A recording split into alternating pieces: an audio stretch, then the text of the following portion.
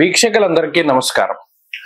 June నెల ద్వాదశ రాశులపై ఏ విధమైనటువంటి ప్రభావాన్ని చూపెడుతూ ఉన్నది, జూన్ నెలలో ఉండేటువంటి గ్రహస్థితి 12 రాశులను ఏ విధంగా ప్రభావితం చేస్తూ ఉన్నది, ఈ విషయాన్ని ఈ వీడియో ద్వారా తెలుసుకుందాం. ముఖ్యంగా ఈ మాసంలో చాలా ముఖ్యమైనటువంటి మార్పులు కొన్ని ఉన్నాయి.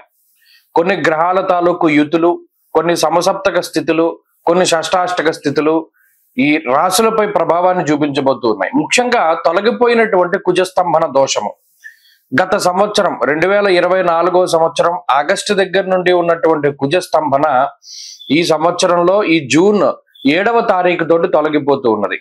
నీచక్షేత్రస్థిత కుజుడు దాదాపుగా చాలా ఇబ్బంది పెట్టినటువంటి సందర్భాల్లో, అంటే కుజ సంబంధమైనటువంటి వ్యాపారాలు, ట్రాన్స్పోర్ట్ కానీ, లేకపోతేనేమో బాణసంచాల తయారీ కానీ, పేలుడు పదార్థాల తయారీ కానీ, రియల్ ఎస్టేట్ ప్రధానంగా automobile industry, spare parts industry, ఇలా కన్స్ట్రక్షన్ ఓరియంటెడ్ ఇండస్ట్రీస్ ఏవైతే ఉన్నాయో ఇవన్నీ కూడా చాలా ఇబ్బందికరమైనటువంటి పరిస్థితులను ఎదుర్కొంటూ ఉన్నటువంటి పరిస్థితులు.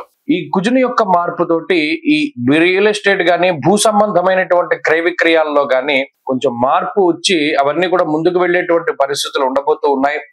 అలాగే కుజకేతువుల యొక్క యుతి చాలా ముఖ్యమైనటువంటి విషయంగా చెప్పుకోవచ్చును. అలాగే కుజరాహువుల యొక్క సమసప్తక స్థితి కూడా, ఎందుకంటే కుజకేతువుల యుతికి ప్రాధాన్యత ఎప్పుడు అంటే కుజరాహువులు సమసప్తకాల్లో ఉంటారు కాబట్టి. అలాగే కుజశనుల యొక్క షష్టాష్టక స్థితి, ఇవన్నీ కూడా ఈ జూన్ 7వ తారీఖు నుండి ద్వాదశ రాశులపై ప్రభావాన్ని చూపించబోతున్నారు. అలాగే రవి ఈ జూన్ నెలలో 15వ తారీఖు వరకు వృషభ రాశి యందు, 15వ తారీఖు దాటాక మిథున రాశి యందు ఆయన సంచరించబోతూ ఉన్నారు. రవి గురుల యొక్క తాలూకు యుతి కనబడుతూ ఉన్నది. జూన్ నెల 10వ తారీఖు నుండి గురు మౌఢ్యమి రాబోతూ ఉన్నది.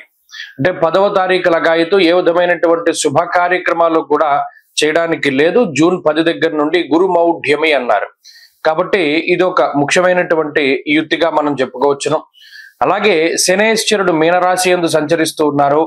కుంభమందు రాహువు, అదే మాదిరిగా సింహమందు కేతువు సంచరిస్తూ ఉన్నారు. శుక్రబుధులు ఈ మాసంలో ఎక్కువగా అతిచార వక్రాలతోటి చివరికి వచ్చేసరికి శుక్రుడేమో వృషభ రాశి యందు, అలాగే కర్కాటక రాశి యందు ఏమో బుధగ్రహం సంచరించబోతూ ఉన్నారు. కాబట్టి ఈ మాసం చాలా ముఖ్యమైనటువంటి మాసం. ముఖ్యంగా పెద్ద గ్రహాలు మారుతూ లేదా ఆయా గ్రహాలపై కుజుని యొక్క ప్రభావం పడేటువంటి మాసంగా చెప్పవచ్చును. దీనిలో ద్వాదశ రాశుల వారికి ఏ విధమైనటువంటి ఫలితాలు కలగబోతున్నాయో తెలుసుకుందాం ఈ వీడియో ద్వారా. తులారాశి వారికి జూన్ మాసం అద్భుతమైనటువంటి ఫలితాలను ఇవ్వబోతూ ఉన్నది. కారణం ఏంటి అంటే అష్టమ రవి యొక్క దోషం పోతోంది. కుజస్తంభన వల్ల దశమ స్థాన స్థిత కుజగ్రహం మారి లాభస్థానమందు కుజుడు యోగించబోతూ ఉన్నారు. ఇప్పటికే శని బలం ఉంది, ఇప్పటికే గురు బలం ఉంది.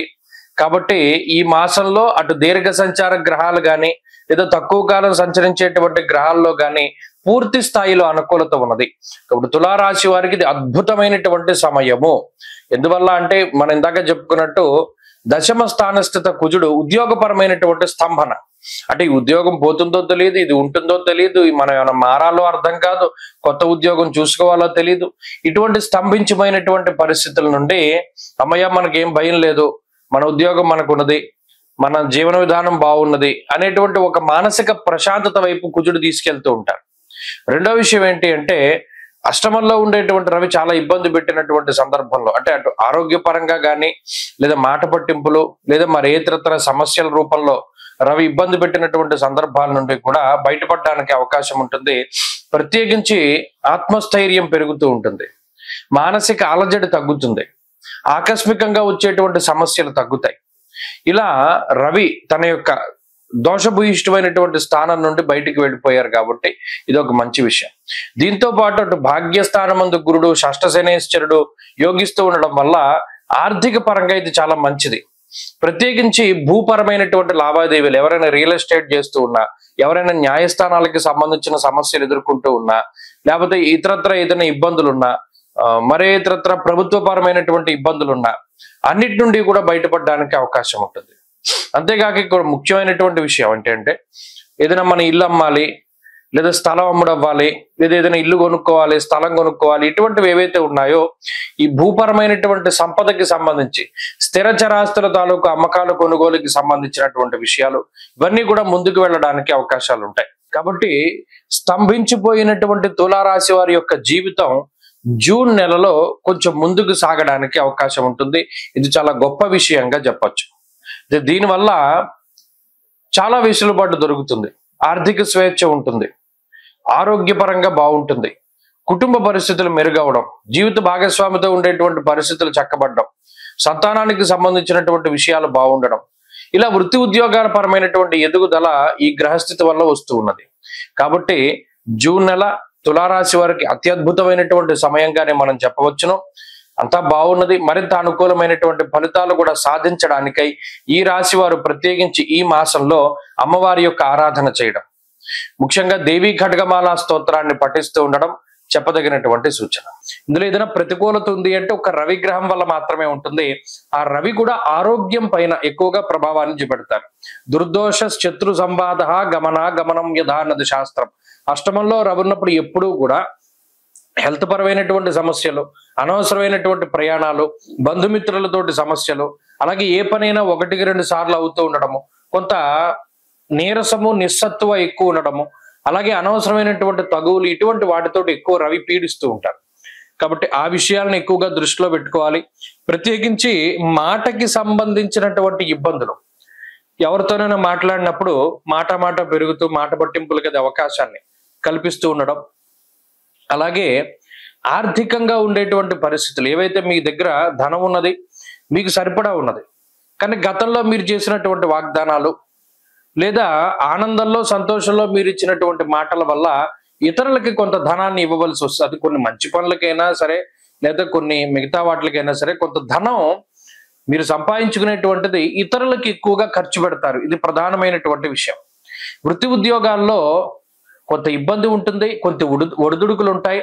అంటే కొన్ని మీకు సంబంధం లేనటువంటి విషయాలు, మీరు చెయ్యలేనటువంటి పనులు, లేదా మీకు కొంత భారంగా అనిపించేటువంటి పనులను సైతం ఉద్యోగ వ్యాపారాల పరంగా మీరు ముందుకు తీసుకువెళ్ళవలసినటువంటి పరిస్థితులు ఉంటాయి.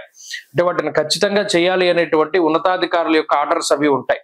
కాబట్టి ఆ తరుణంలో కొంత ఓవర్ టైం చేస్తారు, ఎక్కువగా కష్టపడతారు. వృత్తి ఉద్యోగాల్లో కొంత ఎక్కువగా శ్రమ చేస్తే మంచి ఫలితం వస్తుంది, మంచి పేరు వస్తుంది అనేటువంటి ఉద్దేశంతో ఎక్కువగా కష్టపడుతూ ఉంటారు తులారాశి వారు. వీరు శ్రమ ఎక్కువ, ఫలితం కూడా ఆశించినటువంటి స్థాయిలో ఉన్నప్పటికీ ఆలస్యంగా వస్తుంది ఫలితం. ఇది చిన్న విషయం. అలాగే ఆరోగ్యపరమైనటువంటి విషయాలు సానుకూలంగానే ఉన్నాయి. ఆరోగ్యపరంగా చిన్నపాటి సమస్యలకు అవకాశం ఉన్నప్పటికీ వాటిని ఓవర్కమ్ చేయగలుగుతారు, ధైర్యంగా ఉండగలుగుతారు. మీ యొక్క మనస్తత్వం 10 మందిని కూడా ఆకర్షిస్తుంది. తులారాశి వారి వారంలో మరింత అనుకూలమైనటువంటి ఫలితాలు సాధించడానికై ఎక్కువగా దత్తాత్రేయ స్వామి వారి యొక్క ఆరాధన చేస్తూ ఉండడం చెప్పదగినటువంటి సూచన. ఈ వారంలో కలిసి వచ్చేటువంటి రోజు శనివారంగా చెప్పవచ్చును. అదృష్ట సంఖ్య 8, అదృష్ట వర్ణము నీలము.